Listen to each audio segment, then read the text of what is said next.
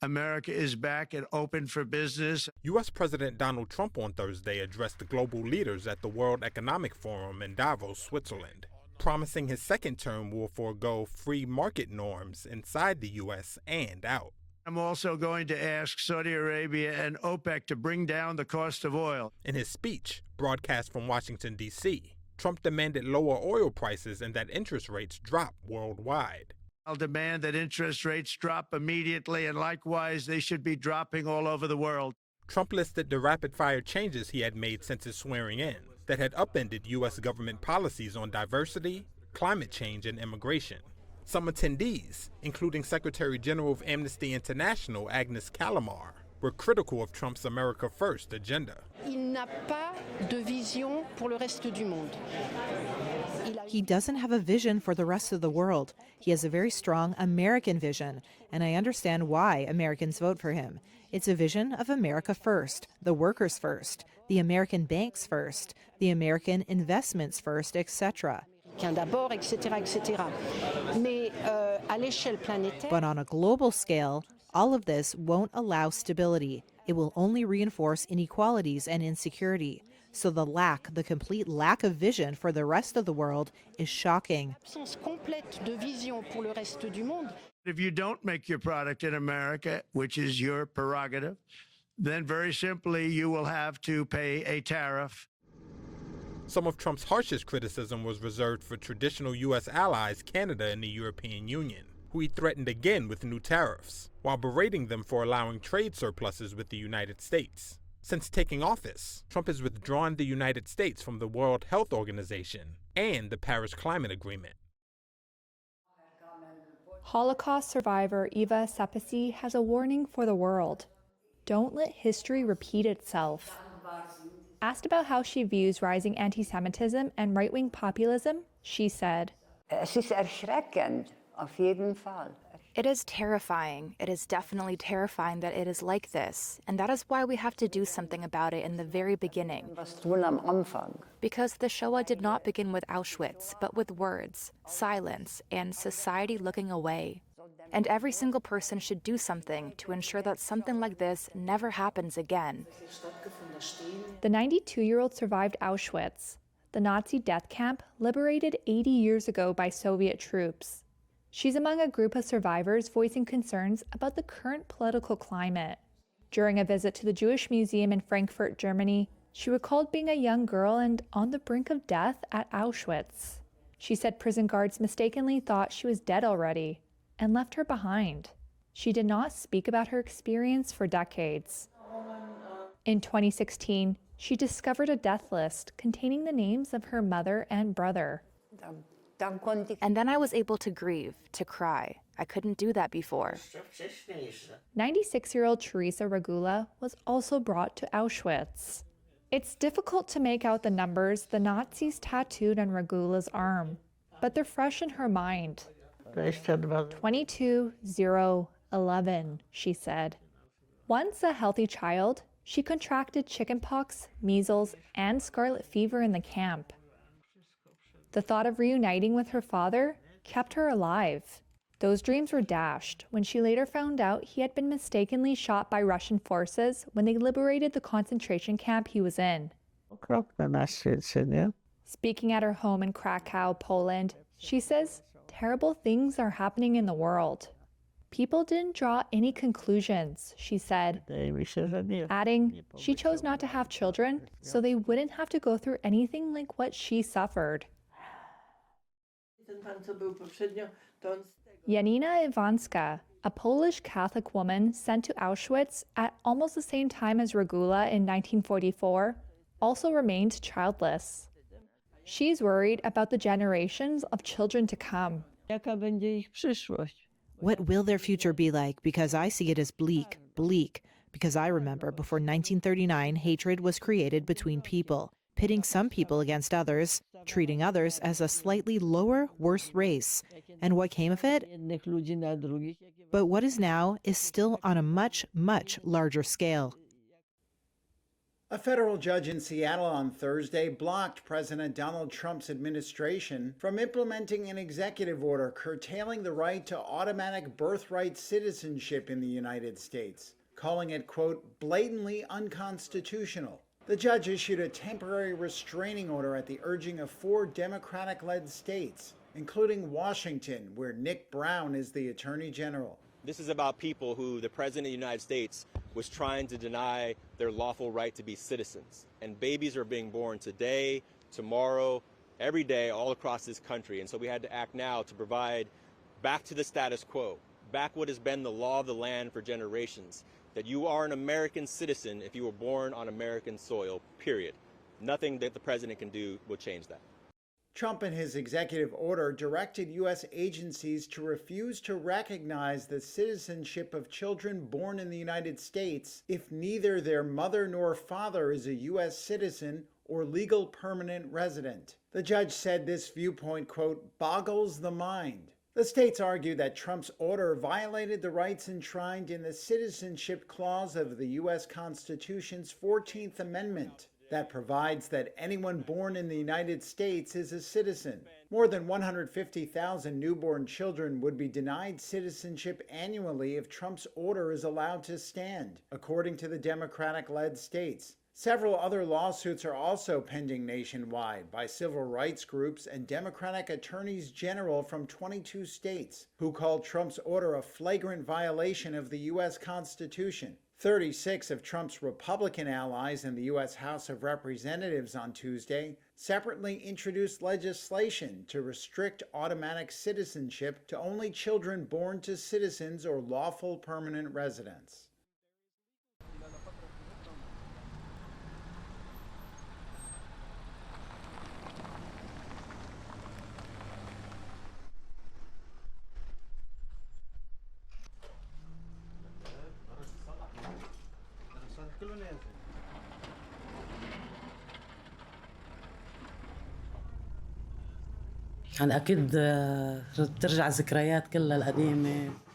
Of course, all the old memories come back, how we used to live. Our home is a part of us. Thank God what happened to us happened to everyone, and thank God we do not regret what happened at all. Everything can be compensated for, and we are used to this. It is not the first time this has happened. In every war, this is what happens, and thank God, people will rebuild and stand strong, thanks to the determination of the youth. It has been almost a year and a half, a year and 4 months maybe, and thank God now we have come to see what happened. Thank God everyone is safe and buildings will be compensated, God willing.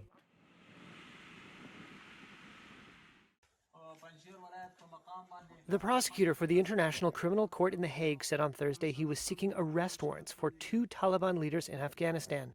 Supreme Spiritual Leader Haibatullah Akhundzada, along with the country's Chief Justice, accusing them of crimes against humanity for widespread discrimination against women and girls. Here's Prosecutor Karim Khan. My office has concluded that these 2 Afghan nationals are criminally responsible for persecuting Afghan girls and women, as well as persons whom the Taliban perceived are not conforming with their ideological expectations of gender identity or expression, and persons whom the Taliban perceived as allies of girls and women. There was no immediate comment by Taliban leaders on the prosecutor's statement. Khan said Taliban persecution of women has taken place from at least the 15th of August 2021 and is ongoing. Brutal shots of the Taliban fighters. Since Afghanistan's Islamist Taliban returned to power in 2021, it has clamped down on women's rights, including limits to schooling, work, and general independence in daily life. In August last year, the Taliban codified a long set of rules governing morality in line with Islamic Sharia law. The rules are enforced by the Morality Ministry, which says it has detained thousands of people for violations. The Afghanistan probe is one of the longest by ICC prosecutors and has been beset by legal and practical delays. The initial preliminary examination started in 2007, and it was only in 2022 that a full-scale investigation has moved forward. The request for arrest warrants moves next to a 3-judge panel at the ICC, which has no set deadline. Such procedures take an average of 3 months. Syria's new authorities are training a fledgling police force with a focus on Islamic teachings. Officers brought into Damascus from their former rebel enclave in Idlib are also asking applicants about their religious beliefs. Hamza Abu Abdulrahman helped set up HTS's police academy in Idlib before he transferred to Damascus. He said recruits need to know what's permissible and what's forbidden by Islam to act justly. But by putting religion at the center of rebuilding the force, the ruling Islamists of Hayat Tahrir al-Sham, or HTS, risk alarming Christians, Alawites and other minorities, as well as many urban Sunni Muslims who don't want to live under religious law, analysts say. And combining Islamic law with policing has worried Western diplomats, who are watching to see how strictly it's imposed.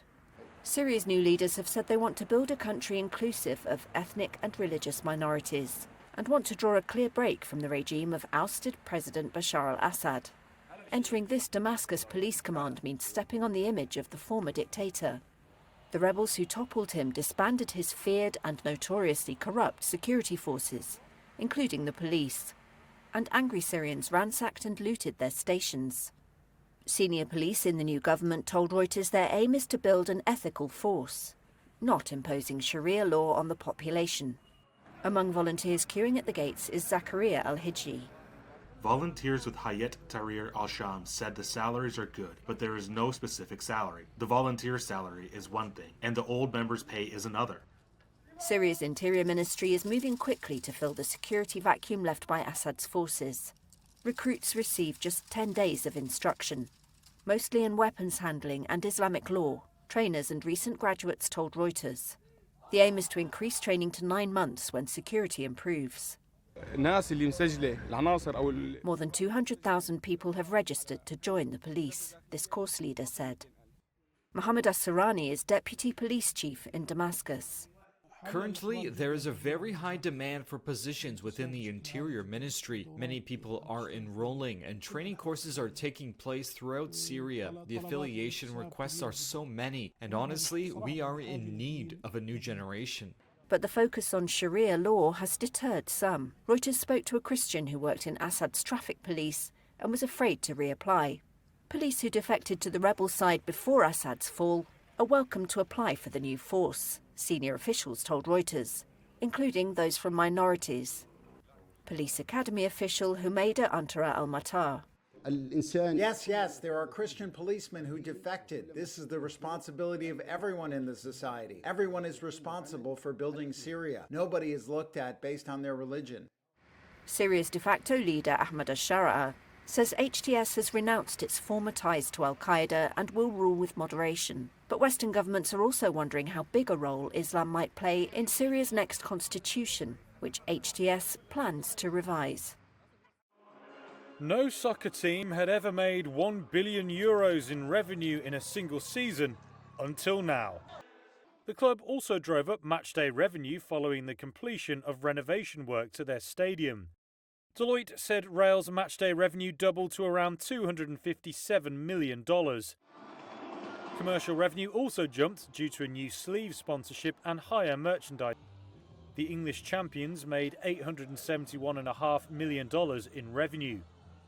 City beat their own revenue record and remained the highest revenue-generating club in the lucrative English Premier League. But the gap between first and second in the Deloitte Football Money League has never been bigger. Paris Saint-Germain, Manchester United and Bayern Munich rounded out the top 5. The need for European soccer was highlighted by Juventus's fall from 11th to 16th.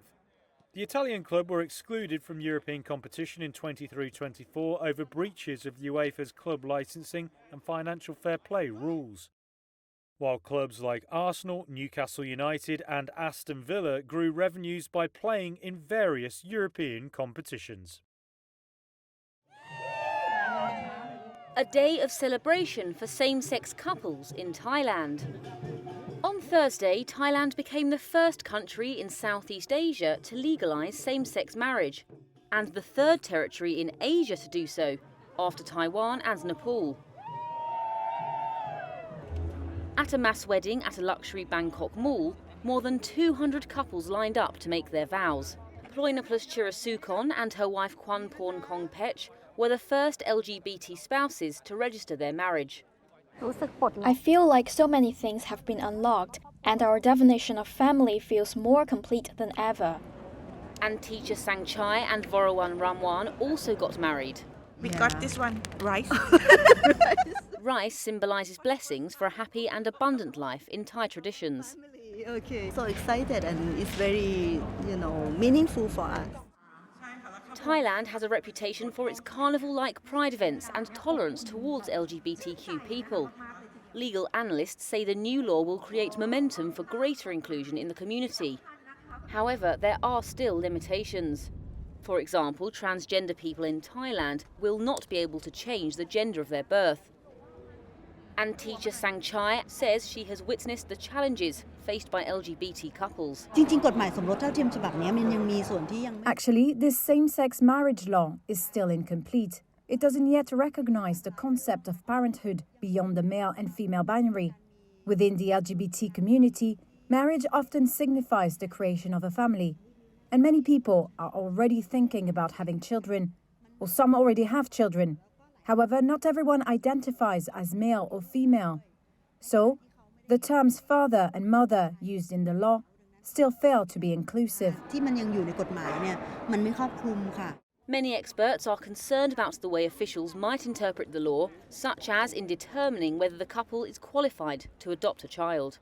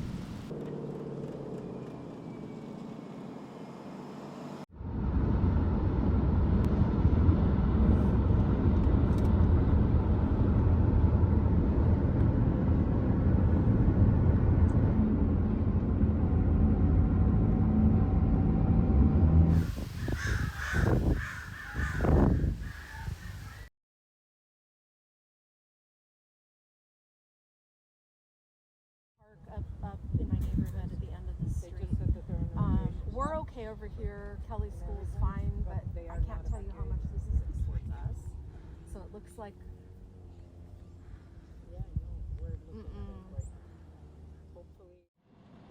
A new wildfire rapidly blazed through an area north of Los Angeles on Wednesday, fueled by strong winds and dry brush. In just a few hours, the Hughes fire grew to 2/3 the size of the Eaton fire, one of the two monster infernos that have ravaged parts of the city.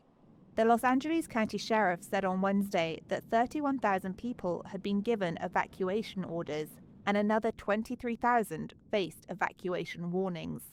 The new blaze put further strain on firefighters, who have almost managed to bring two other major fires in the area under control. The California Department of Forestry and Fire Protection said about 1,100 firefighters had been deployed around Southern California in anticipation of fast-moving fires, while the LA County Fire Chief said more than 4,000 firefighters were working on the Hughes fire.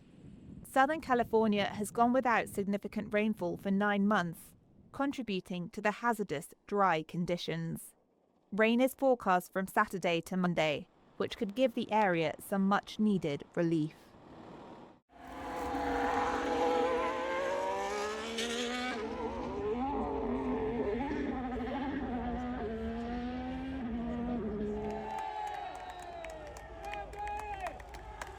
Lewis!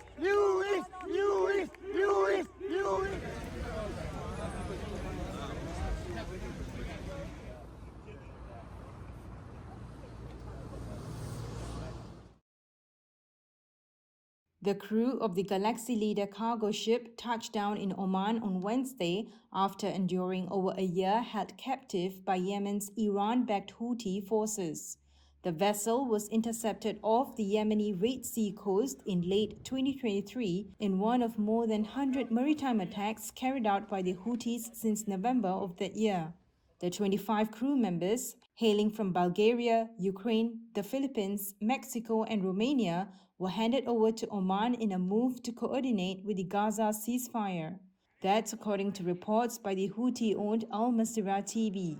The crew members appeared visibly relieved, some members exchanging handshakes with officials, and one embracing a Houthi man before boarding an Omani Air Force plane. The Houthis have said their attacks were an act of solidarity with Palestinians amid the conflict in Gaza. They have sunk 2 vessels, seized another, and caused the deaths of at least 4 seafarers, disrupting global trade and forcing ships to reroute via southern Africa. Now, the release marks a rare diplomatic breakthrough in a volatile region. UN Deputy Spokesman Farhan Haq welcomed the development. In a statement, Hans Grünberg, our special envoy for Yemen, said that this is a step in the right direction. He urged Ansar Allah to continue these positive steps on all fronts, including ending all maritime attacks. These measures are critical in improving the space for mediation, he added, which in the long term will facilitate the resumption of the Yemeni political process that millions of Yemenis have been yearning for. However, the Houthis say they stand ready to act if Israel violates the Gaza ceasefire agreement. President Donald Trump on Wednesday directed prosecutors to criminally probe state and local officials who resist, obstruct, or fail to comply with his immigration enforcement efforts. That's according to a memo seen by Reuters, written by the Deputy U.S. Attorney General.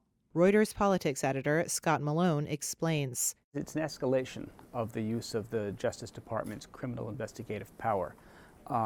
Obviously, people who are living in the country illegally or people who are employing those people illegally have always faced potential criminal investigation.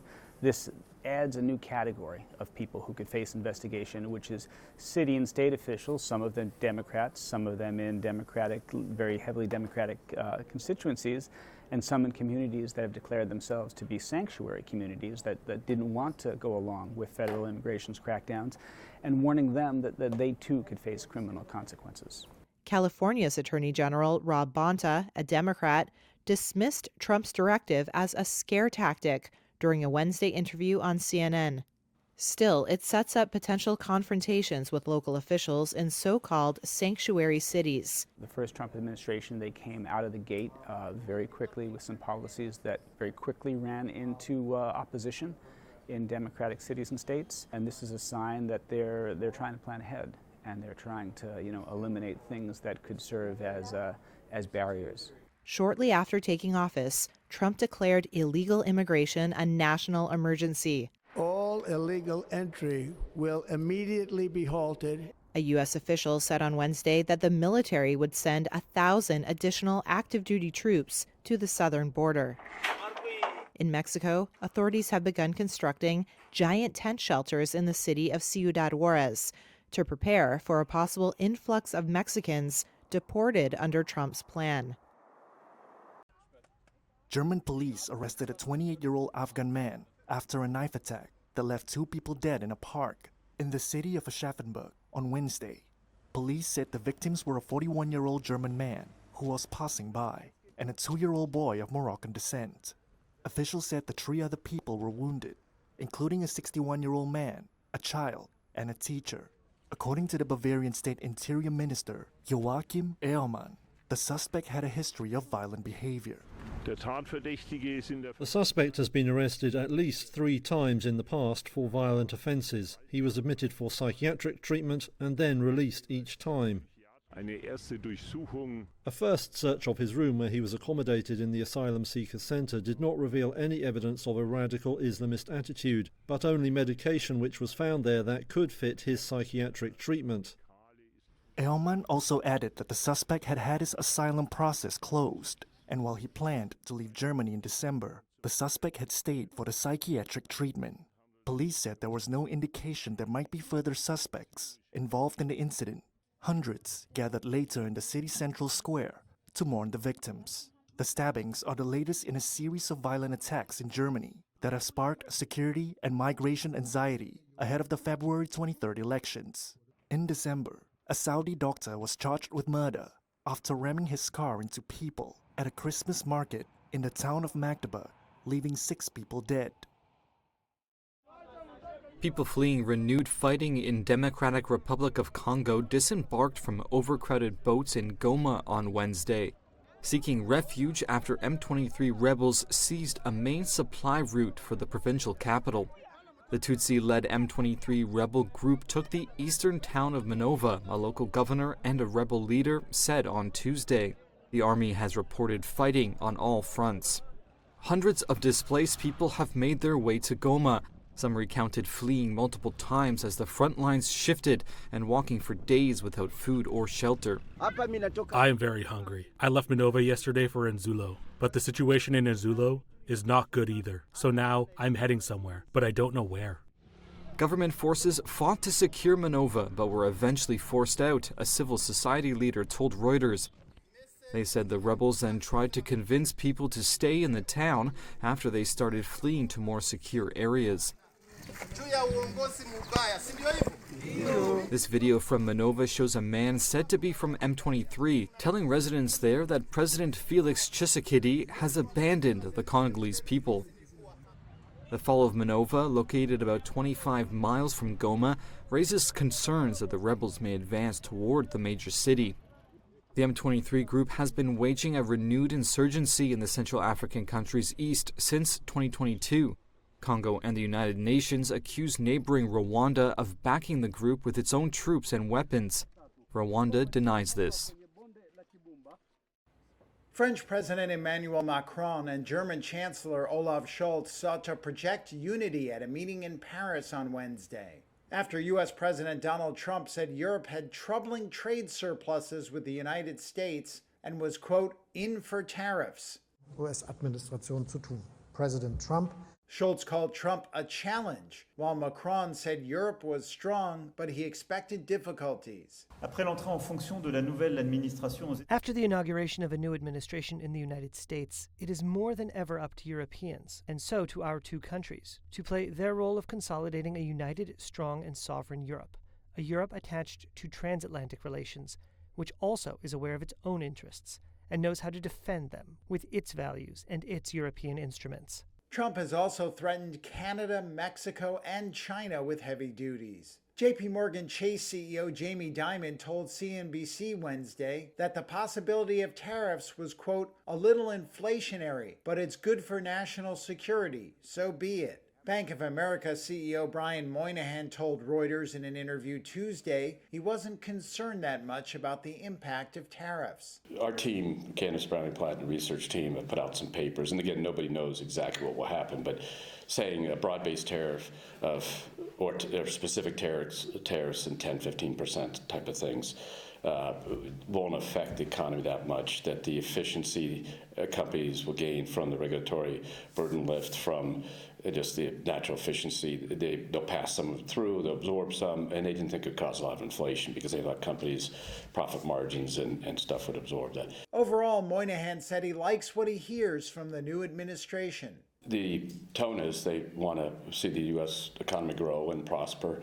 They want to see the private sector and capitalism, continue to drive forward, and they want to get the regulatory balance back and the burdens that makes on small businesses and medium-sized businesses. Other finance executives say they are preparing for a possible increase in market volatility, sparked by Trump's unpredictable use of social media as observed in his first term as president, that will require adjustments but offer rewards for those who can navigate it. The head of British multinational Standard Chartered said he thinks globally focused banks will be able to benefit from that disruption in their roles connecting between markets, but locally focused banks may struggle. Turkey has detained 11 people as part of an investigation into a fire that killed at least 79 people and injured dozens at a ski resort in the Bolu Mountains, authorities said. The fire took place at the Grand Kartal Hotel in the Kartalkaya ski resort, a 12-story hotel which had 238 registered guests. It was consumed by flames after the blaze started on the restaurant floor at around 3:30 in the morning. Several funerals were held on Wednesday for the victims of Tuesday's blaze, including numerous children. Authorities are facing growing criticism over the hotel's safety measures. Some survivors said they heard no fire alarms during the incident, and guests said they had to navigate the smoke-filled corridors in complete darkness. Panicked hotel guests were forced to jump from the windows in the middle of the night. The hotel pledged full cooperation with the investigation and said it was, quote, deeply saddened by the losses. At least 20 of the fire victims were children, according to local media reports. President Tayyip Erdogan declared Wednesday a day of national mourning following the tragedy. Following Sunday's ceasefire, Hamas police patrol the streets of an enclave levelled by a 15-month war. The militant group's gunmen guard aid convoys, and its officials oversee the clearance of rubble. It's sending a clear message: Hamas are in charge. Officials, diplomats and security experts say the group's hold on power could challenge the implementation of a permanent ceasefire.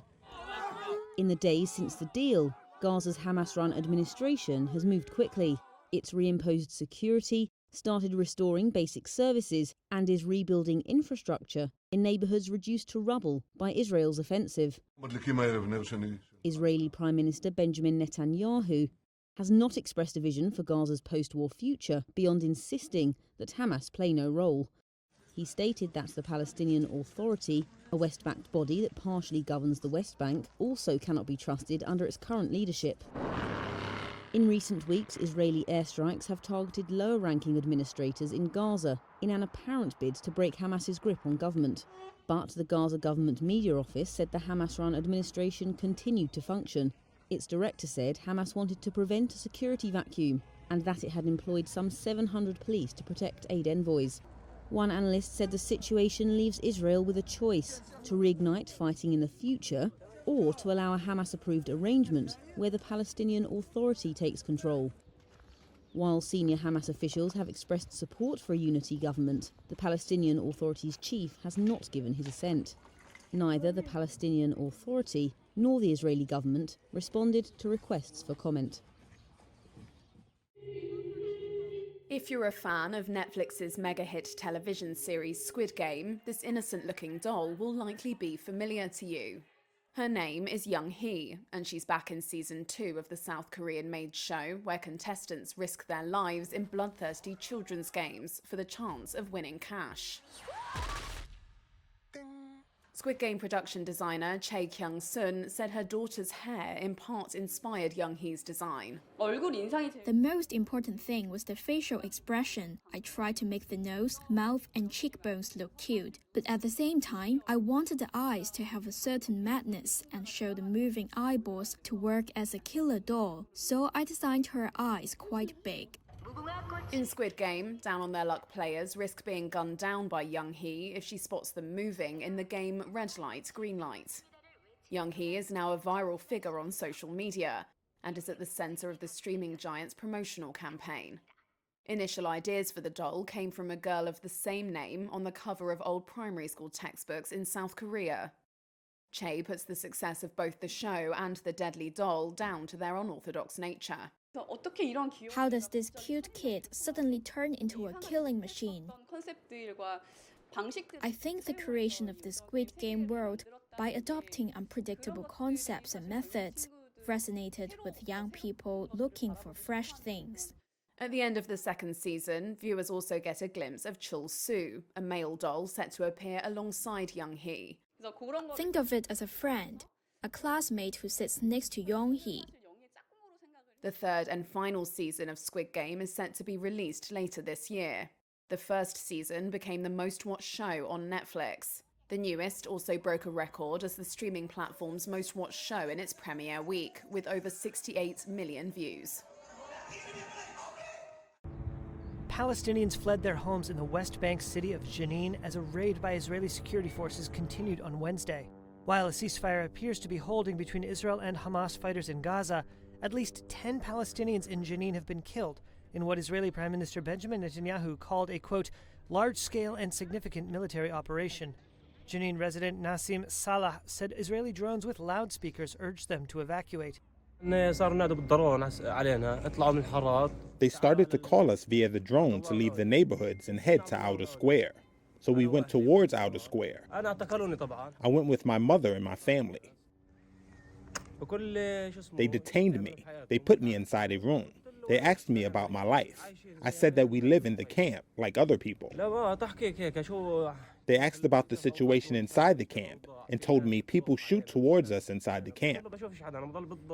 I told him I don't know anyone. I was staying at home. I only heard bombs and rockets. We couldn't leave home. Hamas, based in Gaza, has over recent years expanded its reach into the West Bank, challenging the Palestinian Authority's limited governance. On Tuesday, Hamas called on Palestinians in the territory to escalate fighting against Israel. What the Israeli military calls a counter-terrorism operation in Jenin follows a weeks-long campaign by Palestinian Authority forces to reassert control in Jenin's adjacent refugee camp. The camp is a major center of armed militant groups, including Hamas and Islamic Jihad, both of which get support from Iran. This unidentified man said he was shot at by both the Palestinian Authority and the Israeli army while he had his children in his car. Israel's operation came a day after U.S. President Donald Trump declared he was lifting sanctions on ultra-nationalist Israeli settlers who attacked Palestinian villages in the West Bank. Late on Monday, bands of Israeli settlers attacked Palestinians, smashing cars and burning property around the village of Al-Funduk, near Kalkilia, an area where 3 Israelis were killed in a shooting earlier this month. Hardline pro-settler Finance Minister Bezalel Smotrich said Israel's operation in Jenin was the start of a, quote, strong and ongoing campaign against militant groups, quote, for the protection of settlements and settlers. Inside the city, Tamar Abu Zahu said he was trying to deliver bread, medicine, and diapers to his mother, who was inside a Jenin hospital. He said he couldn't get through because Israeli snipers were shooting and not letting anyone pass. Quando Donald Trump è stato presidente degli Stati Uniti Is Italian Prime Minister Giorgia Meloni Europe's new Trump whisperer? Meloni was the only European leader at Donald Trump's presidential inauguration on Monday. The honor came barely 2 weeks after she flew to Florida to meet Trump at his Mar-a-Lago retreat, propelling her into the role of Washington's new go-to ally in Europe. Trump and Meloni have showered each other with praise since the president sealed his return to the White House. He said Meloni is, quote, a fantastic woman who has taken Europe by storm. Meloni, for her part, has insisted that Trump will defend Western interests and that his geopolitical skills could force Putin to the negotiating table to resolve the Ukraine conflict. In less than 10 years, Meloni has gone from being the leader of a marginalized ultra-nationalist party to the head of one of the most stable governments in post-war Italian history, serving as a bridge between far-right and conservative factions in Europe. The election of Trump has given her the opportunity to play a similar role on a much bigger stage. Despite Meloni's move away from her far-right roots, some analysts in Rome, who have followed her meteoric rise, believe her deep-rooted Eurosceptic instincts will prevail. In theory, Meloni has much to benefit by being in Trump's good books. NATO member Italy has a big trade surplus with the US and a diminished defense budget, putting her on a collision course with the new administration. But that may change if she can leverage her ties with the US president to deflect this. However, aligning herself too closely with Trump also carries potential dangers. Meloni has worked hard to convince Brussels that she is a reliable partner. If she blatantly promotes Italian interests at the expense of the rest of the EU, it could undermine her standing in the bloc. It was not yet clear that Trump wanted to build any bridges to Europe with or without Meloni, according to a senior EU official in Brussels speaking on condition of anonymity. Another official said Meloni's friendship with Trump would be valuable if she can persuade him to stick by Ukraine in its war with Russia. A lawyer for Prince Harry on Wednesday said the Duke of Sussex had reached a settlement with Rupert Murdoch's news conglomerate. In a monumental victory today, News UK have admitted that The Sun, the flagship title for Rupert Murdoch's UK media empire, has indeed engaged in illegal practices. The lawsuit accused News Group newspapers of illegally obtaining private information about the royal and his family. The 40-year-old prince and younger son of King Charles had been suing the publisher of The Sun and the now defunct News of the World at the High Court in London. After endless resistance, denials, and legal battles by newsgroup newspapers, including spending more than £1 billion in payouts and in legal costs, as well as paying off those in the know, in order to prevent the full picture from coming out, News UK is finally held to account for its illegal actions and its blatant disregard for the law. The trial to consider the case was due to start on Tuesday, but following last-gasp talks, the two sides reached a settlement. As part of the settlement, the publisher admitted unlawful actions at its Sun tabloid for the first time, bringing the fiercely contested legal battle to a dramatic end. Harry's lawyer said a deal had been struck with NGN agreeing to pay significant damages. A source familiar with the settlement said the damages involved an 8-figure sum. NGN also admitted it had intruded into the private life of Harry's late mother, Princess Diana. The media company has paid out hundreds of millions of pounds to victims of phone hacking and other unlawful information gathering by the news of the world, and settled more than 1,300 lawsuits involving celebrities, politicians, well-known sports figures, and ordinary people who were connected to them or major events. President, how much will the We're thinking about that too. We're talking about a tariff of 10% on China based on the fact that they're sending fentanyl to Mexico and Canada. How soon on those tariffs? Probably February 1st is the date we're looking at. For Mexico and China, we're talking about approximately 25%. U.S. President Donald Trump says his administration is discussing new tariffs on Chinese goods by February 1st, raising the specter of a retaliatory trade war with the second-largest economy in the world. Trump made that threat at the White House on Tuesday. We're talking about a tariff of 10% on China based on the fact that they're sending fentanyl to Mexico and Canada. In the same briefing, Trump singled out the European Union for troubling trade imbalances with the U.S., and also vowed to hit them with tariffs at some point. The European Union is very, very bad to us. They treat us very, very badly. They don't take our cars. They don't take our cars at all. They don't take our farm products, essentially. They're going to be in for tariffs. It's the only way you're going to get back. It's the only way you're going to get fairness. You can't get fairness unless you do that. Trump says Canada and Mexico are also on the firing line for tariffs of 25% on February 1st. Mexican President Claudia Sheinbaum on Tuesday gave a measured response to Trump's tariff threats, saying she would respond to U.S. actions step by step. She added that the U.S.-Mexico-Canada Free Trade Agreement was not up for renegotiation until 2026. The comment appears to be preempting suggestions that Trump will seek an early revamp of the pact, which underpins over $1.8 trillion in annual three-way trade. On Monday, Trump also directed federal agencies to complete a review of a range of trade issues by April 1st. That includes spotting persistent U.S. trade deficits, unfair trade practices, and currency manipulation among partner countries, including China. He also asked for recommendations on remedies, including a, quote, global supplemental tariff and changes to duty exemptions for low-cost shipments from China under $800, which are often blamed for imports of fentanyl precursor chemicals. With the war in Gaza halted, many Palestinians are now spending their days digging for loved ones buried underneath mountains of rubble. In the northern Shijaya neighborhood, Mahmoud Abu Dalfa is desperate to find the remains of his wife and 5 children, including triplets. I often used to come home from work and my children would rush towards me. Papa, Papa. They'd jump around me and climb on me. My wife, may God help her, endured so much with the children, especially the triplets. They were among 35 of his extended family killed in Israeli strikes on their building in December 2023, he said. As the bombing continued, only 3 bodies could be retrieved. My children are still under the rubble. I tried to get them out. The civil defense came. They tried. But the destruction makes it difficult. We don't have the equipment here to extract martyrs. In Muslim and Arab communities, burials are usually carried out within a few hours of death. Failure to ensure dignified burials is agonizing for bereaved families.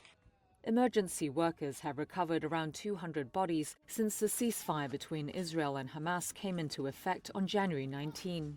The Palestinian Civil Emergency Services Mahmoud Bassal says they don't have the heavy machinery needed to move the rubble. Adding to the challenge, Bassal says Israeli bombardment destroyed several of their vehicles and killed at least 100 of their staff. He estimates the bodies of around 10,000 Palestinians are yet to be found.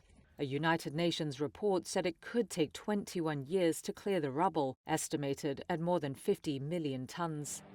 Like much of Gaza's 2.3 million population, Abu Dalfa was displaced several times during the conflict. He now lives in a makeshift tent on top of some rubble near his shattered house. But he says he doesn't care about a house anymore. All he wants from this entire world, he says, is a grave for his family. To get them out and make them a grave. News today here in Kabul, as it is in all other countries receiving assistance, is that there will be a 90-day suspension of all aid, no new grants, no new transfers of funding, which will have disastrous consequences immediately for an already starved aid operation for very poor and vulnerable girls, women, civilians here in Afghanistan. The US is a general humanitarian donor in a world that has been cutting aid and become increasingly nationalistic and inward-looking. So the US cutting aid disbursements overnight will have disastrous consequences.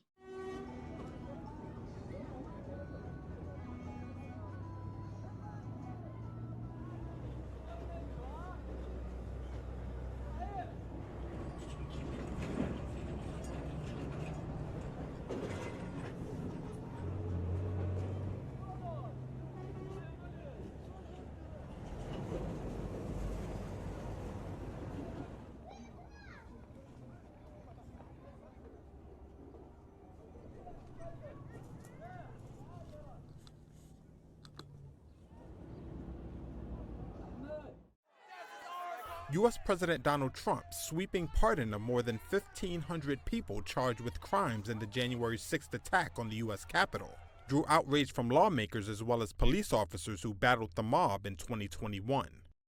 The unconditional pardons come despite both Vice President J.D. Vance and Trump's pick for Attorney General previously saying they believed those who committed violent crimes were unlikely to be pardoned. Reuters reporter Joey Axe. This is a really clear signal right off the bat that Trump in his second term is not going to feel particularly constrained.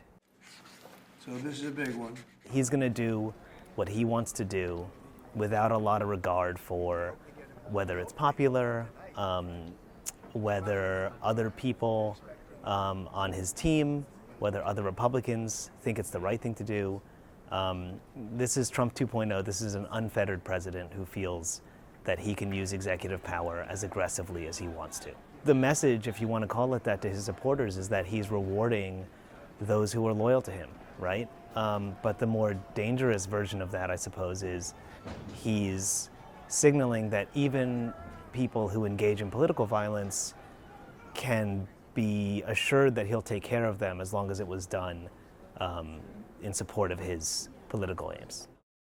Trump's pardons extended from the people who committed only misdemeanors such as trespassing to those who attacked police officers, and to the far smaller group who planned the assault on democracy. An attorney for Enrique Tarrio, former leader of the Proud Boys, said he was released from prison on Tuesday. Tarrio was not present at the Capitol on January 6th, but was serving 22 years in prison, the longest sentence imposed on any defendant, after he was convicted of seditious conspiracy for his role in planning the attack. Stuart Rhodes, the former leader of the Oath Keepers militia, who had his 18-year prison sentence commuted, was released as well. Rhodes was one of 14 people whom Trump released from prison early without fully pardoning them. That means they will continue to face some restrictions, including a ban on owning firearms. Some Republican lawmakers have criticized the pardons, including Senator Tom Tillis, who said pardoning rioters who assaulted police sent the wrong message. Craig Sicknick, the brother of Capitol Police Officer Brian Sicknick, who was assaulted during the riot and died of multiple strokes the next day, called Trump's action despicable, and that it, quote, proves the United States no longer has anything that resembles a justice system. More than 600 people were charged with assaulting or obstructing police during the riot, according to U.S. Justice Department figures. Some 140 police officers were injured.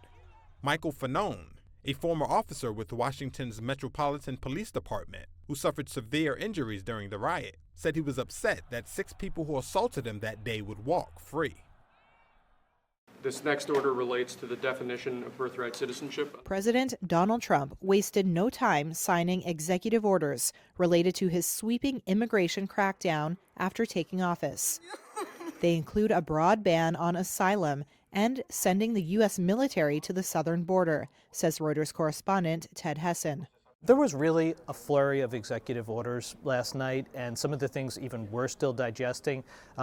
The refugee resettlement program, for instance, which brought in 100,000 people last year from other countries who are refugees abroad, was put on pause indefinitely, at a minimum 3 months, but potentially longer. He took steps to move military assets to the border and empowered the Secretary of Defense to send troops as needed, but also tasked the Pentagon with supplying resources for border wall, for detention space, and for other aspects of border security. That's just one element. Trump signed an executive order restricting birthright citizenship. Birthright. That's a big one. Prompting several states and civil rights groups to file lawsuits, arguing it violated the U.S. Constitution, specifically a 14th Amendment clause stating anyone born in the U.S. is considered a citizen. It's entirely possible that a month from now, this order will be put on hold or will still be debated legally, and it seems like the sort of issue that could potentially make its way to the Supreme Court, in which case that could mean months or years of legal wrangling before we have an answer as to whether this was lawful or not. We will reinstate my remain in Mexico policy. I think the question will be, what are they able to do in Congress? Are they able to pass through restrictive immigration laws that will be more enduring, that will be more lasting? And even budget-wise, what will the budget be for the deportation initiative? I mean, that will be a major factor in how effective it is. And, you know, one figure that's been floated among Republicans is that they need $100 billion for enforcement. I mean, for some perspective, that's more than many government departments would have in their entire annual budget. Like the State Department was around $86 billion for a year. So I think whether they get that or not is a huge question. Trump's critics and immigration advocates say the president's mass deportation plan could disrupt businesses, split families, and cost U.S. taxpayers billions of dollars. In the hours after President Trump was sworn into office, he issued an onslaught of disastrous and damaging executive orders, including one that seeks to end birthright citizenship. Trump is following through on a campaign promise. Today, I'm also following through on a promise to take action if Trump violates the law and infringes on our rights, on your rights, as he did today with what is, frankly, an un-American executive order. I have one message for President Trump. I'll see you in court. We are filed. Our case is filed now as we speak, moments ago, in the District of Massachusetts in the First Circuit.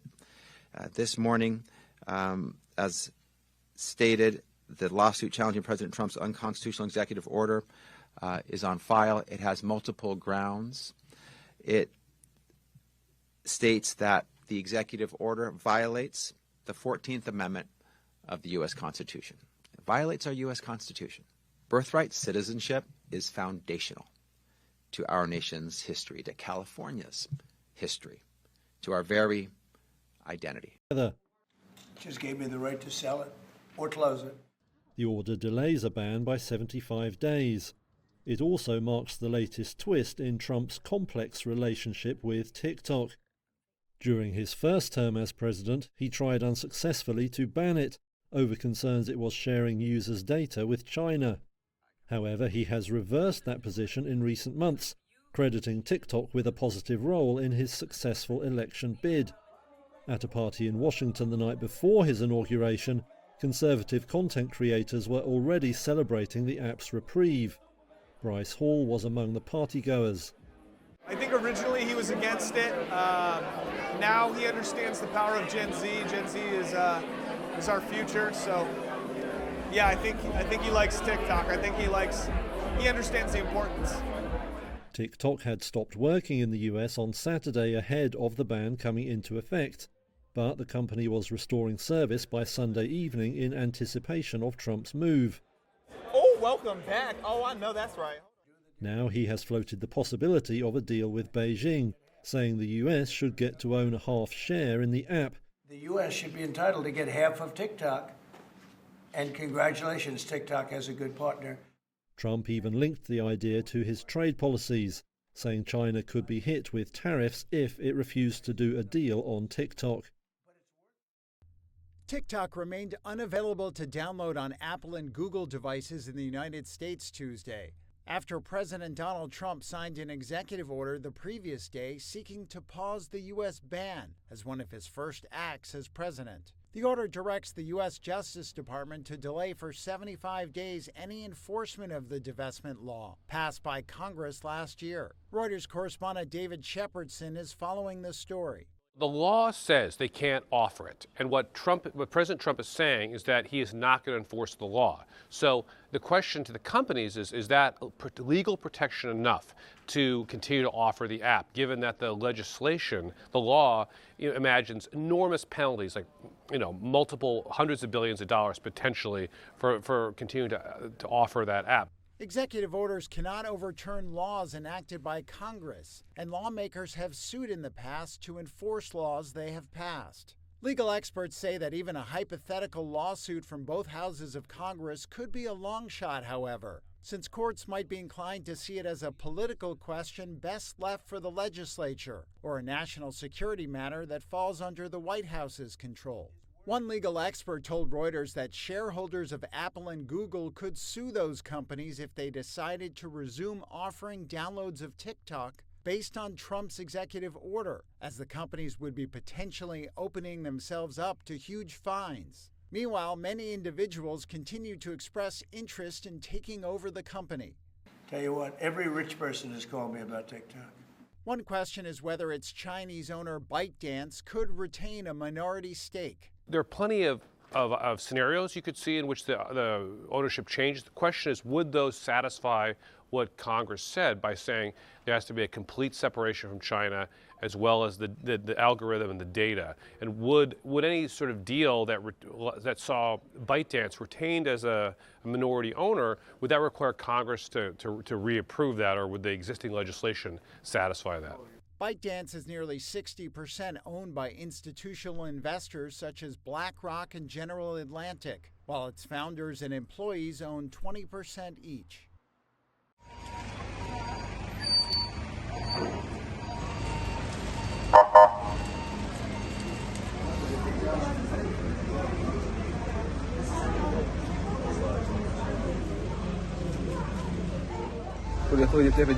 He told me, "I'm tired. Can you get bread?" I said, "I do not know if I will be able to because I parked my car in the market to secure it there, and I will walk home. So if I get a chance, I will get it for you." Then I tried to call him to tell him I will bring bread, but he did not answer. Turns out he was martyred already. Seems he went to get some and was martyred. Sobre los decretos, porque es importante. Regarding the decrees, because it's important to refer to the decrees signed yesterday by President Donald Trump, I would like to mention the following. First, the people of Mexico can be sure that we will always defend our sovereignty and our independence. We are already in communication, whether today or tomorrow, to start bilateral talks, which are essential, especially with the arrival of President Trump, to establish all communication, respectful dialogue between our countries.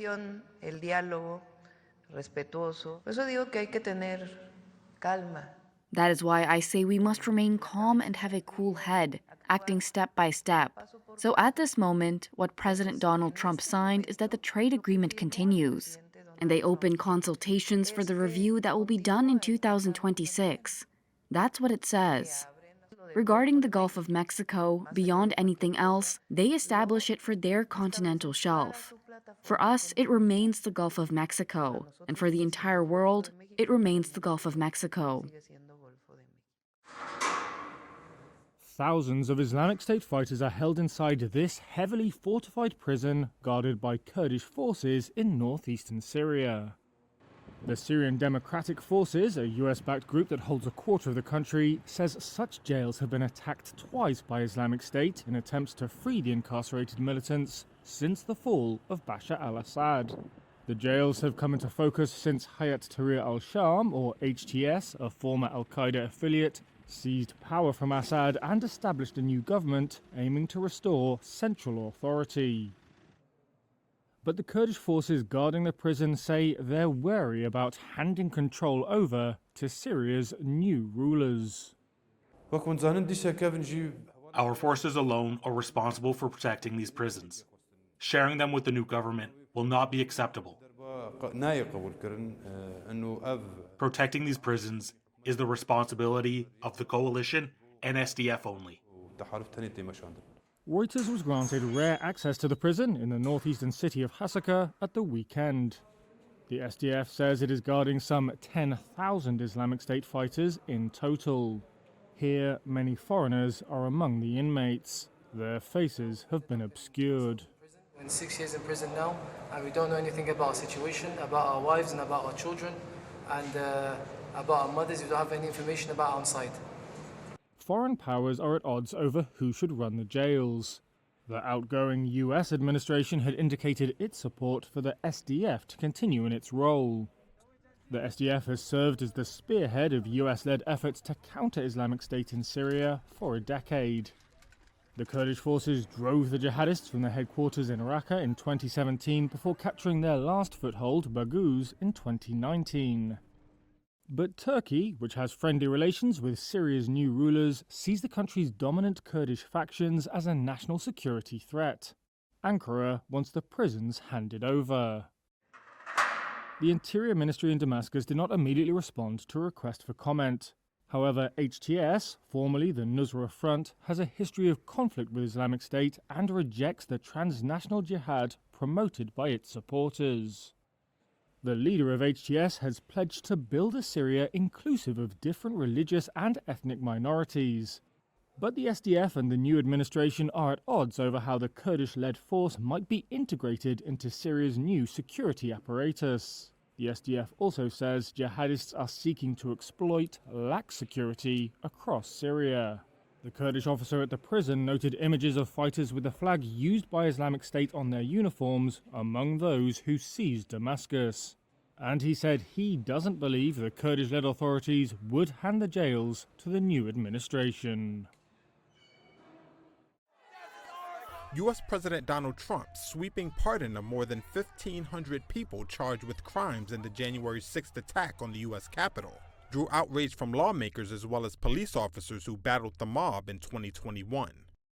The unconditional pardons come despite both Vice President J.D. Vance and Trump's pick for Attorney General, previously saying they believed those who committed violent crimes were unlikely to be pardoned. Reuters reporter Joey Axe. This is a really clear signal right off the bat that Trump in his second term is not going to feel particularly constrained. So this is a big one. He's going to do what he wants to do without a lot of regard for whether it's popular, whether other people on his team, whether other Republicans think it's the right thing to do. This is Trump 2.0. This is an unfettered president who feels that he can use executive power as aggressively as he wants to. The message, if you want to call it that, to his supporters is that he's rewarding those who are loyal to him, right? But the more dangerous version of that, I suppose, is he's signaling that even people who engage in political violence can be assured that he'll take care of them as long as it was done in support of his political aims. Trump's pardons extended from the people who committed only misdemeanors such as trespassing to those who attacked police officers, and to the far smaller group who planned the assault on democracy. An attorney for Enrique Tarrio, former leader of the Proud Boys, said he was released from prison on Tuesday. Tarrio was not present at the Capitol on January 6, but was serving 22 years in prison, the longest sentence imposed on any defendant, after he was convicted of seditious conspiracy for his role in planning the attack. Stuart Rhodes, the former leader of the Oath Keepers militia, who had his 18-year prison sentence commuted, was released as well. Rhodes was one of 14 people whom Trump released from prison early without fully pardoning them. That means they will continue to face some restrictions, including a ban on owning firearms. Some Republican lawmakers have criticized the pardons, including Senator Tom Tillis, who said pardoning rioters who assaulted police sent the wrong message. Craig Sicknick, the brother of Capitol Police Officer Brian Sicknick, who was assaulted during the riot and died of multiple strokes the next day, called Trump's action despicable, and that it, quote, proves the United States no longer has anything that resembles a justice system. More than 600 people were charged with assaulting or obstructing police during the riot, according to U.S. Justice Department figures. Some 140 police officers were injured. Michael Fanone, a former officer with Washington's Metropolitan Police Department, who suffered severe injuries during the riot, said he was upset that 6 people who assaulted him that day would walk free. We've been here before. The leaders of Canada and Mexico said on Tuesday they were prepared to defend their interests amid an uncertain timeline on possible U.S. tariffs. President Donald Trump on Monday said he was thinking about imposing 25% duties on imports from the two countries on February 1st, well short of the swift day one tariffs he promised before taking office. We're thinking in terms of 25% on Mexico and Canada. Instead, in a presidential trade memo, Trump essentially called for more research that could back future tariff actions. Trump's tariff threats on Canada and Mexico stem from what he says is illegal migration and fentanyl crossing into the U.S. Investors and foreign capitals had been bracing for action that could upend long-standing trade agreements. The reprieve prompted a rally in global stocks and sent other currencies higher against the dollar. Canadian Prime Minister Justin Trudeau on Tuesday said Trump's promised prosperity for America will require Canadian resources to fuel it. We will stay steady on focusing on defending both Canadian interests, but also on defending the economic relationship between Canada and the U.S. itself. Mexican President Claudia Sheinbaum said her government was already in bilateral talks with the new administration. Around 80% of Mexican exports go to the United States.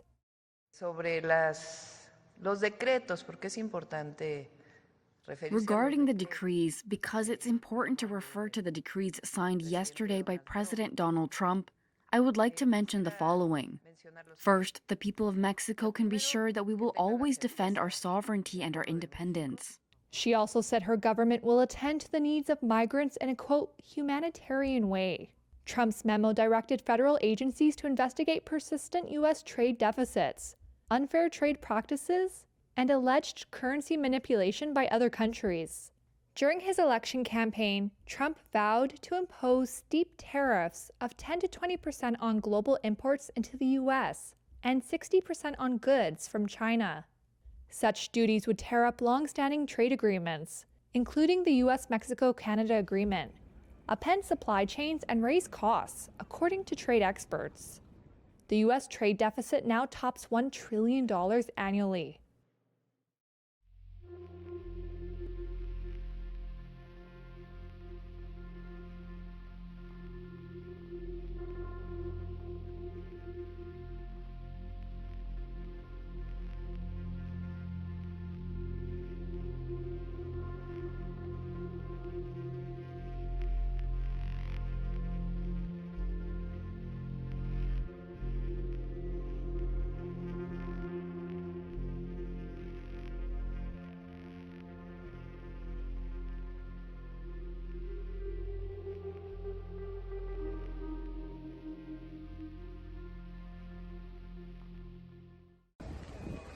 A fire at a ski resort hotel in Turkey's Bolu Mountains killed dozens of people on Tuesday, with some guests escaping by leaping from windows in the middle of the night.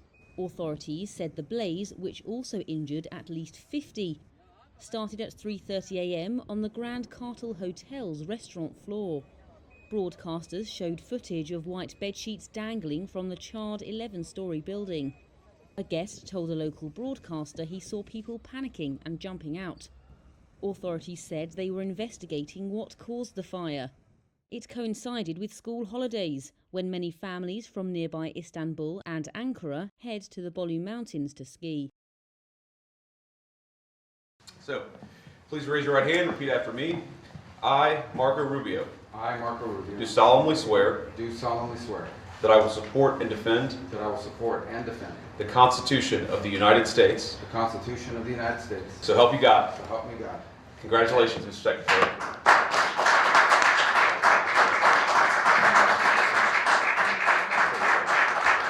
As far as the task ahead,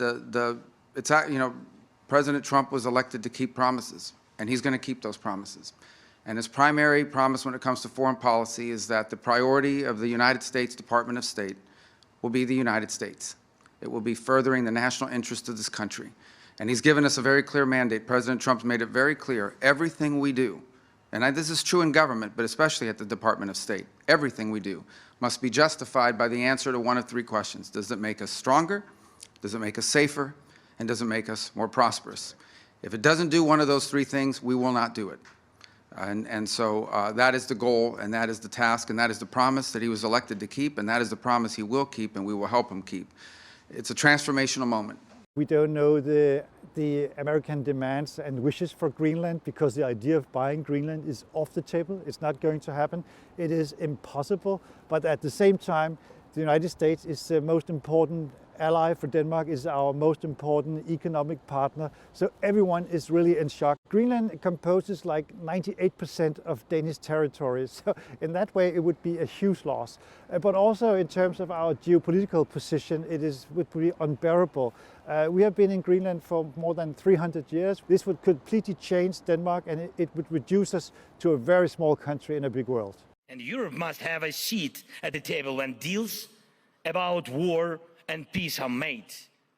And I'm not just talking about Ukraine here.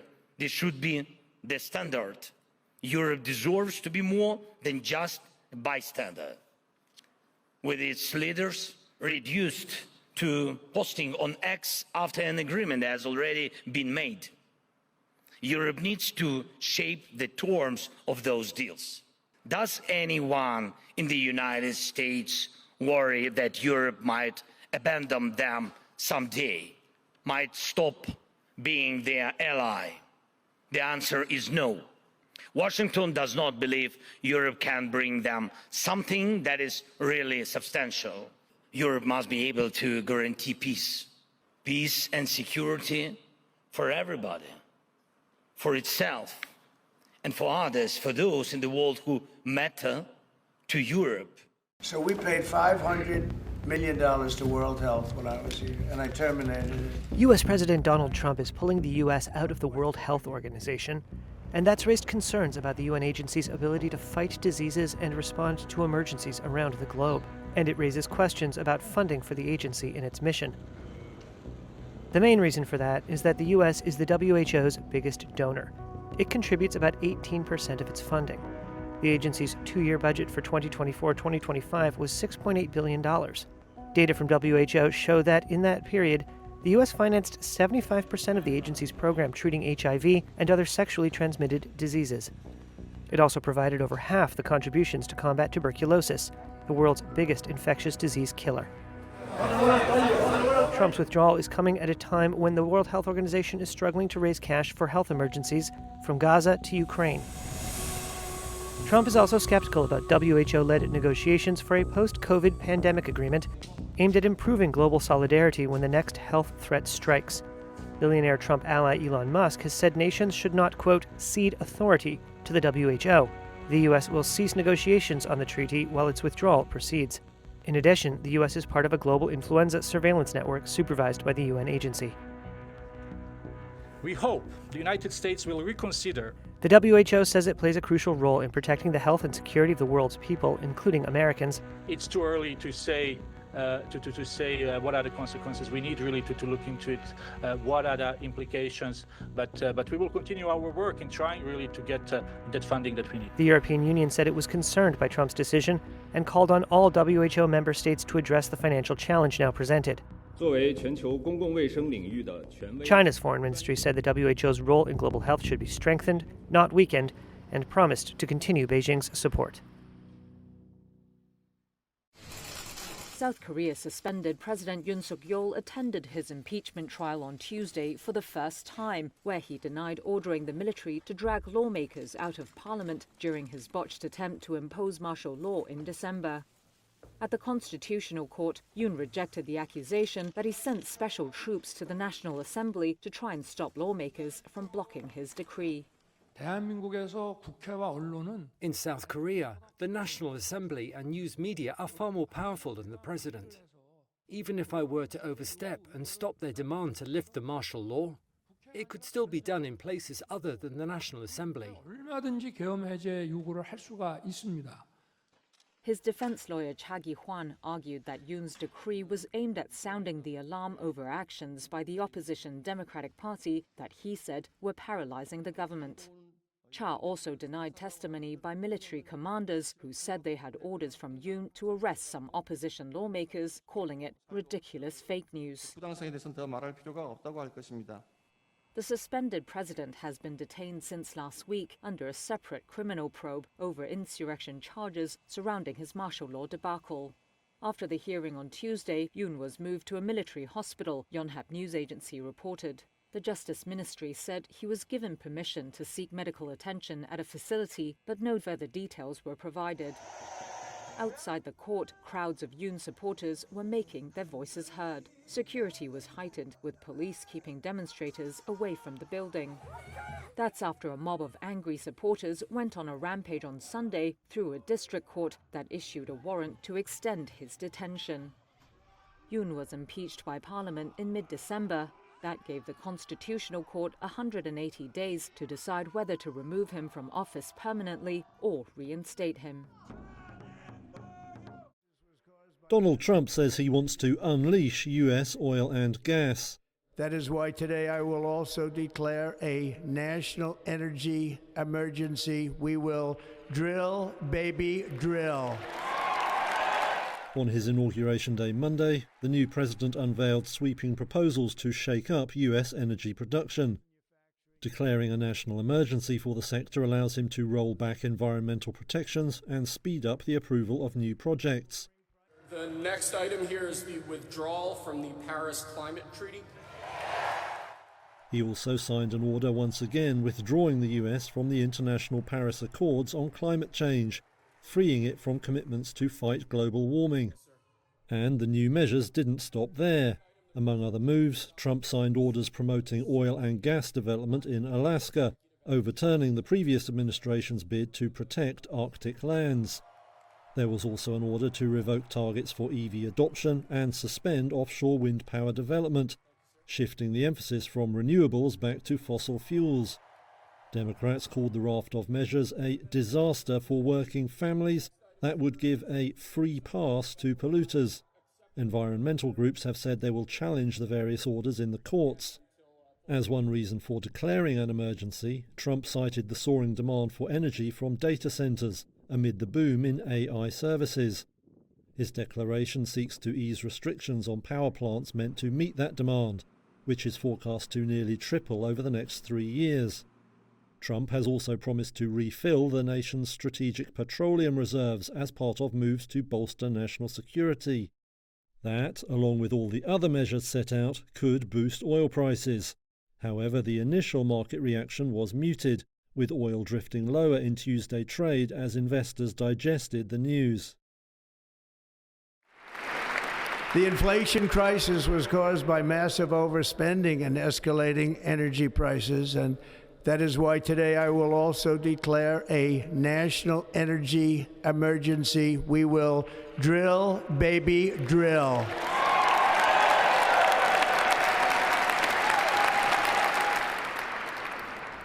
America will be a manufacturing nation once again, And we have something that no other manufacturing nation will ever have, the largest amount of oil and gas of any country on earth, and we are going to use it.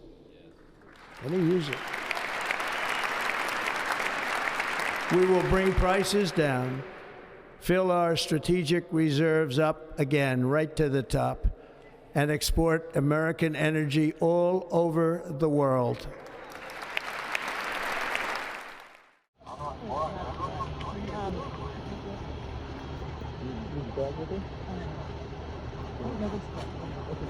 Cool.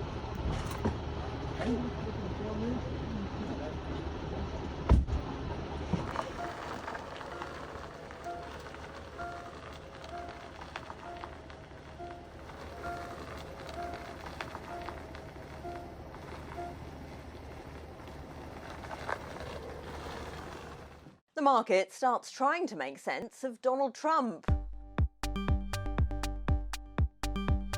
Amid President Trump's pile of day one executive orders, he didn't immediately impose tariffs, but he did later threaten up to 25% on both Canada and Mexico, and said that what duties are imposed on China might depend on whether Beijing sells a stake in TikTok.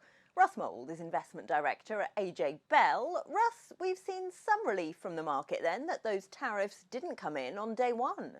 Yes, we have. I think overall markets are trying to second guess what the new president's going to do, and they still don't know. They're still none the wiser. So we've got, since November the 5th, we've had the Trump bump in equities, which has started to run out of a little bit of steam. We've had the dollar go up, and we've had US Treasuries go down. So different investors have got different perspectives on what they think might be coming. Trump now seems to want to use TikTok as a bargaining chip with China. What did the Asian markets make of that? Yeah, they took it with a degree of calm, I think, because again, it's very much what deal does the president think he can craft and what does he get in return? And that's really been the lesson from his first term was, he threatened France and Mexico with some very punitive tariffs, got something in exchange, backed off, and everybody moved on. And I think that's sort of what equity markets are hoping we see this time around as well. You mentioned Mexico there. Major manufacturers moved production there for the American market, of course, and Volkswagen already warned today that that's going to hit them. What impact could it have on international manufacturers? I mean, it's a really difficult one because if you look at a lot of the Mexican trade flow that there is, this is equipment or major bits of machinery that are shipped backwards and forwards across the border several times during assembly. So if that tariff applies every single time, then that's going to be a really expensive piece of kit by the time that we finish. So companies may well feel obliged to move more production to the United States, and that's actually what President Trump wants. Are car makers particularly at risk here, given, of course, he's also reversed Biden's electric vehicle targets that they've been working towards? I mean, this is the intriguing thing with Tesla, is that its share price has greatly welcomed President Trump's election victory, but equally, there are some threats there. The possible scrapping of a subsidy is one. Tesla has a big position in China and a big presence in China, which again could be a further complication. So it's not necessarily all win-win, even for the leading electric vehicle company out there in the US right now. Some of the car makers have a presence in the US already. I think Volkswagen does, so they'll, again, do their best to get round to it. But industries that you would be worried about are potentially cars, luxury goods, for example. And President Trump mentioned agriculture as being in the firing line as well. As Volkswagen pointed out, European firms are rather stuck in the middle here. Which sectors should investors be most worried about? Now, I think the one thing from a UK perspective, at least, is America runs a trade surplus with us, so we're probably not necessarily top of the hit list. But in terms of particular industries, as we say, cars and luxury goods are possible challenges. I guess luxury goods has got a bit of a lift recently in terms of the Richemont numbers, but those are the ones that would be the biggest risk. If you're looking for industries that are well protected, well, then just look at those that, or companies, then ones that aren't particularly heavily selling into America. So the UK, a house builder would be a pretty good start, for example. That was Russ Mould of AJ Bell. Don't forget, you can watch more videos on Reuters.com.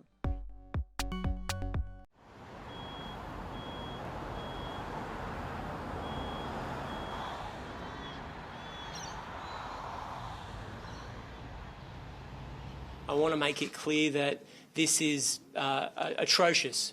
Right now, New South Wales Police are conducting a major investigation in relation to who is responsible for this vicious hate crime. But I think we know enough already, without knowing the identities, to know the kind of people that we are dealing with. The kind of people that would burn down a childcare centre on the day children are meant to be returning to the classroom. The kind of people that would burn it down because it located next to a synagogue. The kind of people that would make the kind of activity where they would attack a fellow Australian whom they don't know because of their race or religion. It is completely disgusting. And these bastards will be rounded up by New South Wales Police. Yes, sir. First, we have a list of pardons and commutations relating to events that occurred on January 6, 2021. Okay, and how many people is this? I think this order will... Full pardon or commutation? Full pardon. We have about 6 commutations in there where we're doing further research. Nice to see you again.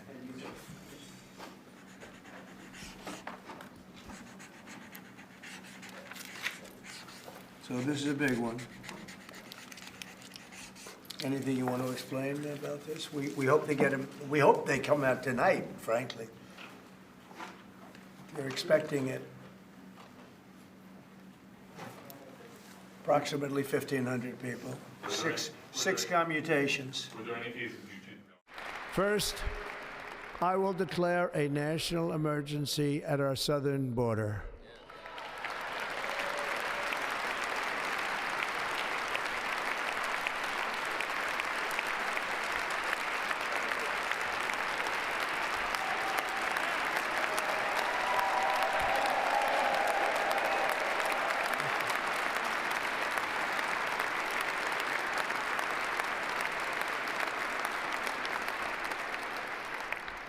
All illegal entry will immediately be halted, and we will begin the process of returning millions and millions of criminal aliens back to the places from which they came. We will reinstate my Remain in Mexico policy.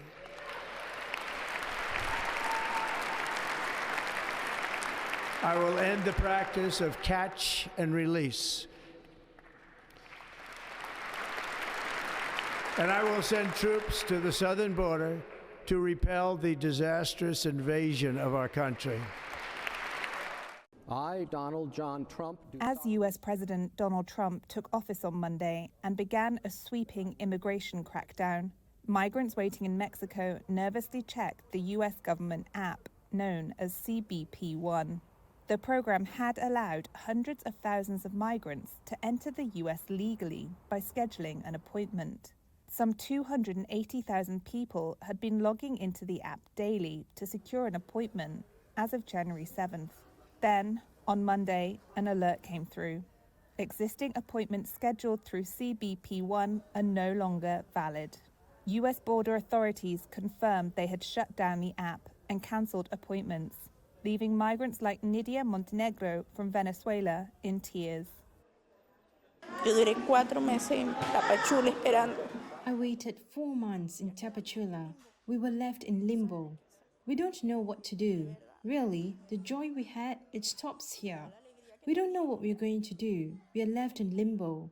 Montenegro says that she fled violence and poverty at home in Venezuela and survived a kidnapping as she traveled north into Mexico. She made it to the border city of Tijuana on Sunday for a U.S. asylum appointment on Wednesday to finally reunite with her son in New York. But it was too late.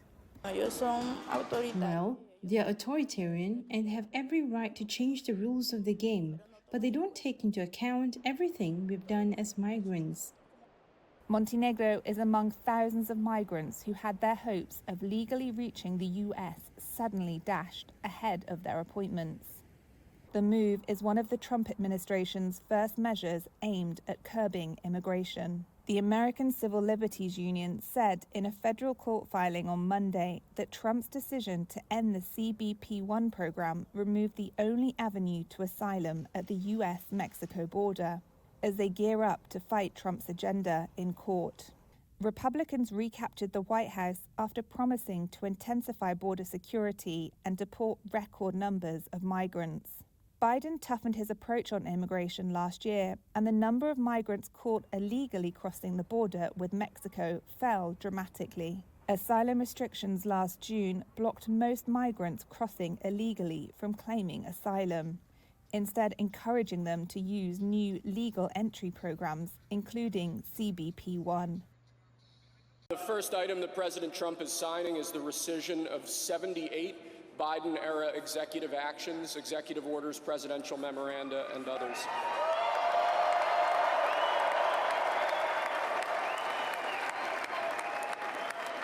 Thank you, sir.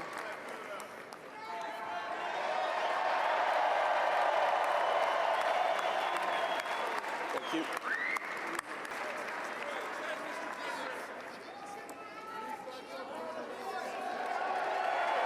The next item, sir, is a freeze on all federal hiring, excepting the military and a number of other excluded categories, again, until full control of the government is achieved and we understand the objectives of government going forward. Could you? The first item that President Trump is signing is the... U.S. President Donald Trump signed a flurry of executive orders Monday after he was sworn in, swiftly imposing his will on the U.S. government and signaling a major departure from his Democrat predecessor, Joe Biden. He first signed a number of them in front of a crowd at Capital One Arena in Washington, then continued to do so in front of reporters at the Oval Office. Pardons and commutations relating to events that occurred on January 6, 2021.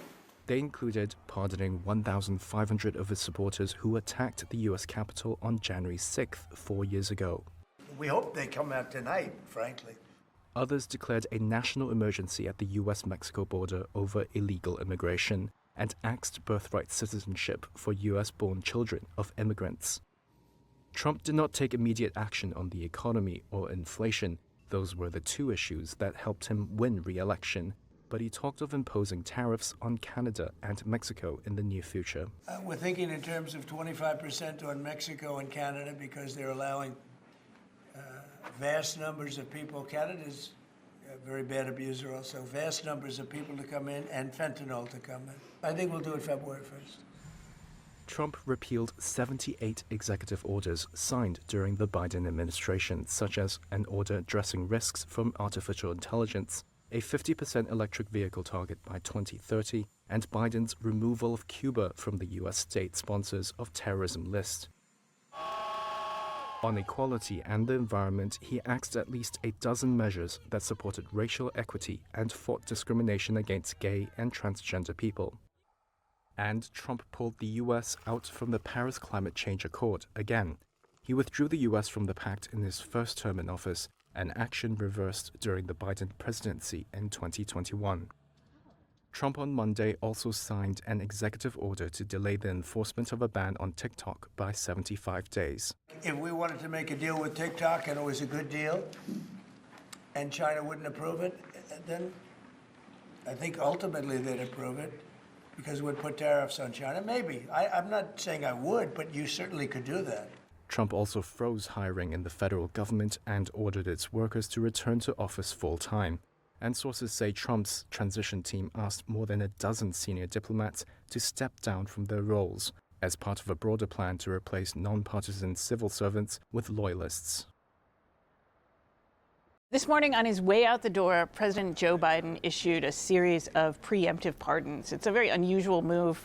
His administration had decided that they think that Donald Trump is very serious about going after people he perceives as his political enemies. And so the folks that have been pardoned include Trump's former Joint Chief of Staff, Milley, Anthony Fauci, who was so influential during the COVID era, also Congress members who had investigated the Jan 6 attacks, and police officers and other people who had testified in that investigation. The U.S. president does have very, very broad pardon powers. It is unusual for someone to preemptively pardon like this. Last time that a president really did this in sort of a broad way was when Jimmy Carter preemptively pardoned people who had been drafted but had refused to serve in Vietnam.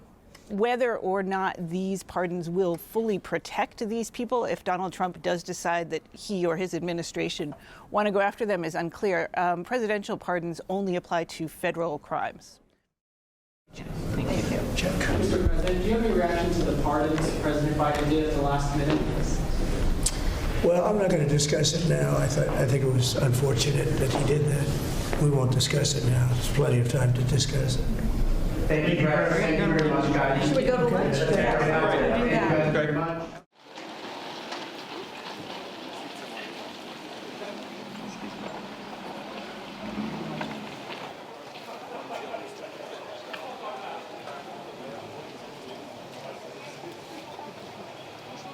sir. So, talk me out.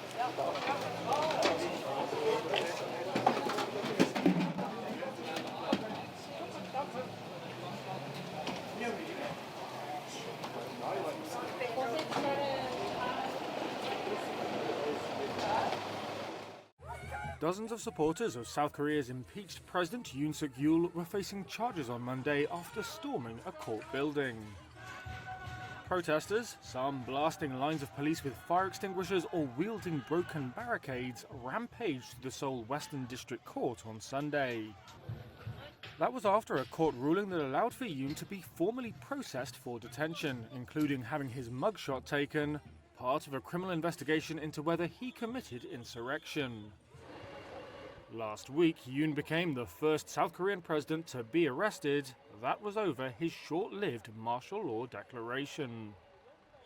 Out of 90 people who were detained after the clashes, Yonhap news agency reported that police plan to keep 66 in custody on charges of trespass, obstruction of official duty, and assaulting police officers. South Korea's acting justice minister said other offenders were still being identified. Authorities said security was being beefed up at the Seoul detention center where Yoon is being detained, and at the Constitutional Court where an impeachment trial is being held. Separately on Monday, Yoon refused to appear for questioning at the Corruption Investigation Office for High-Ranking Officials, or CIO, which is leading the criminal probe. He has repeatedly refused to cooperate, with his lawyers arguing that his arrest and the warrant issued for his detention are illegal, and that the CIO has no legal authority to conduct the investigation. Speaking through his lawyers, Yoon said he found Sunday's rampage shocking and unfortunate, and called on people to express their opinions peacefully. But he also said that he understood many were feeling rage and unfairness, and asked the police to take a tolerant position. Yemen's Houthis will limit their attacks on commercial vessels in the Red Sea and only target Israeli-linked ships. That's according to the Humanitarian Operations Coordination Center, or HOCC, and comes after the Gaza ceasefire. The Sana'a-based center liaises between Houthi forces and commercial shipping operators and is associated with the Houthi military. It said it was stopping so-called sanctions against vessels owned by US or British individuals or entities, as well as ships sailing under their flags. However, it added that, quote, the sanctions will be reinstated in the event of any aggression, according to its email to the shipping industry officials. The Iran-backed Houthis have carried out more than 100 attacks on ships since November 2023. They sunk 2 vessels, seized another, and killed at least 4 seafarers in what they say is solidarity with Palestinians in Gaza. The threat has disrupted global trade routes and prompted many of the world's biggest shipping companies to suspend sending cargoes through the Red Sea.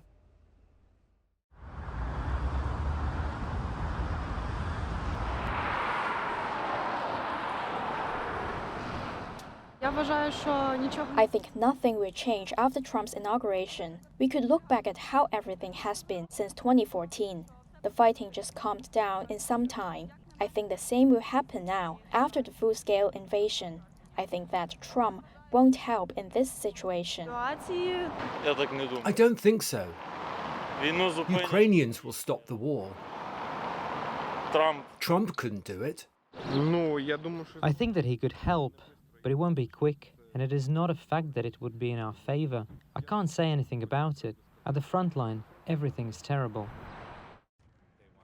Jacob Holder and his husband, Surapong Kunpyo, are out with their son, Elijah Prin. Like countless families in Bangkok, they're enjoying a morning stroll in the city's Lumpini Park. The trio cherishes these quiet moments together, yet their journey to this moment was, and is still, far from ordinary. Holder moved to Thailand in 2012, where he met his husband Kunpyo, also known as King, in 2021. The couple got married 2 years later in the United States. Soon after, their son was born via legal surrogacy in Colombia, because the process is unavailable to same-sex couples in Thailand. But although both fathers are on his U.S. birth certificate, Elijah has no legal ties to King under Thai law. Elijah is currently on a tourist visa in Thailand, but isn't recognized as a Thai child or given the same rights as others. For us, Gang was the second person to hold our son after he was born. Within the first 30 minutes after he was born, he was there holding him. And so he's his parent through and through just as much as I am. But when we arrived to Thailand, legally they are strangers. Legally they have no connection. If tomorrow, God forbid, something did happen to me, we have real concerns what then happens between Gang and our son under the eyes of the Thai law. Thailand made headlines by becoming the first country in Southeast Asia to legalize same-sex marriage. While that was historic, the law has its limits. It denies LGBTQ couples full parental rights, defining parenthood as a bond between a man and a woman. That's because the definition of a family in Thai law is still a father as a man, a mother as a woman, and biological birth. Activists pushed for a gender-neutral definition of parenthood in the Marriage Equality Bill, but it was rejected by most lawmakers. Muktapa Yangyun Pradon is a human rights specialist at the advocacy group Fortify Rights. I mean, it's true that on the paper everything looks nice. The celebration, all the parades that will come, the campaigning and all the flying rainbows that comes with the celebration. It really looks promising, but that's why the movement needs to continue. That's why we need to continue campaigning for what it means to open up fully for LGBTQI couples when it comes to their rights to found a family.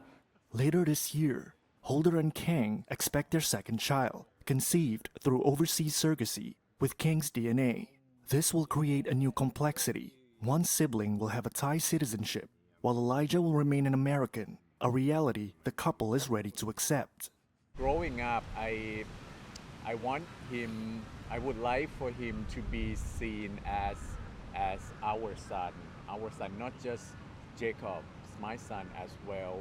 Growing up here in Thailand, he physically, he would definitely look different from Asian kids, Thai kids, but at heart, he grew up here. He surrounded himself by Thai people. He every piece of him is Thai as well, and I want him to feel that. I was a student for university. I still have a big worry how I will complete my education because there is no university in Gaza. There is no education. So I wonder how I will complete my education, how I will live in home like people. I want to be girls like another girls around the world. I want to take my education in this place, never be in bombing.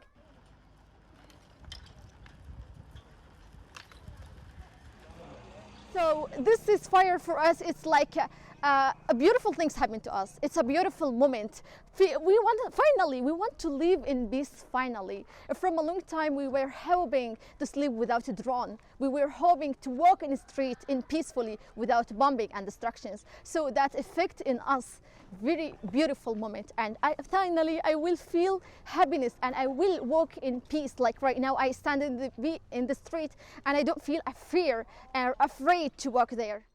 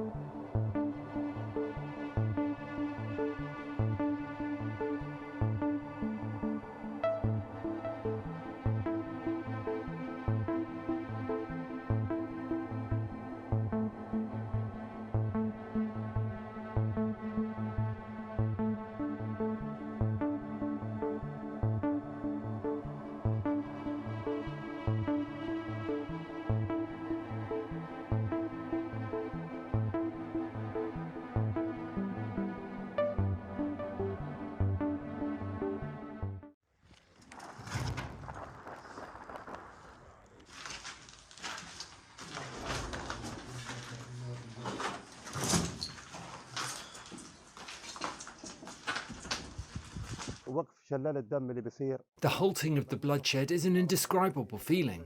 I thank God that I survived this war safely. However, when we return to our homes, we find nothing but ruin and destruction. I cannot describe the scene in words. I don't know what to say.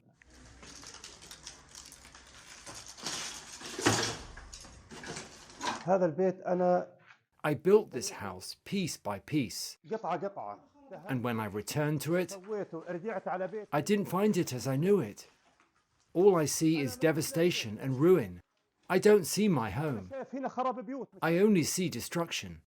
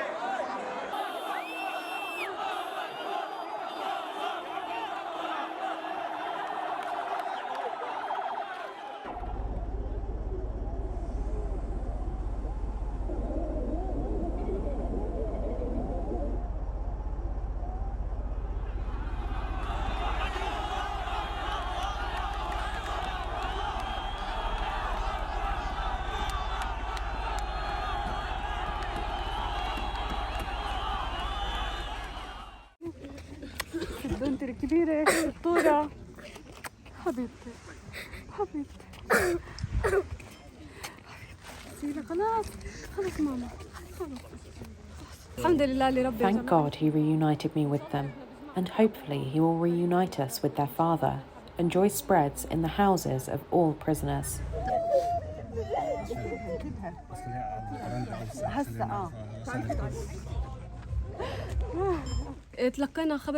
We received news of the deal by chance. We heard about it, but we were not sure. The girls started to prepare themselves, thinking that we wanted to be ready, even if we might not get released. Then we were visited by the deputy of the head of the prison, and he told us to get ready in 10 minutes, and that some of us would be released. He was never nice to us, none of them were, but he tried to show some humanity at that point. كان جدا سيء معنا